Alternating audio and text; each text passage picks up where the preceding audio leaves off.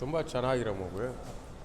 ಕಲಿಯುಗದಲ್ಲಿ ರಾಮ ಬಂದರೆ ಏನಾಗುತ್ತೆ ಅನ್ನೋದನ್ನ ತುಂಬ ನೀಟಾಗಿ ಕಟ್ಕೊಟ್ಟಿದ್ದಾರೆ. ಒಂದೊಂದು ಪ್ರೇಮ್ನ ತುಂಬ ಚೆನ್ನಾಗಿ ಡೈರೆಕ್ಟ್ರು ಇದು ಮಾಡಿಕೊಟ್ಟಿದ್ದಾರೆ. ಅಂದರೆ ಕೆಲವೊಂದು ಇನ್ಸಿಡೆಂಟ್ಗಳು ಬೆಳಗ್ಗೆಯಿಂದ ಏನೇನು ನೋಡ್ತಾ ಇದ್ದೀವಿ ಆ ಥರ ಇಲ್ಲ. ಅಂದರೆ ರಾಮಾಗೇನು ಅವಮಾನ ಮಾಡ್ತಾ ಇದ್ದೀವಿ ಅನ್ನೋ ಥರ ಇಲ್ಲ. ಇವತ್ತಿಂದ ನಮ್ಮ ರಿಷಿ ಅವರಿಗೆ ಹೊಸ ಹೆಸರು ಒಂದು ಬಂದುಬಿಡಿರುತ್ತೆ, ಆಪ್ರೇಷನ್ ಸ್ಟಾರ್ ರಿಷಿಕ್ ಅಂತೇಳ್ಬಿಟ್ಟು.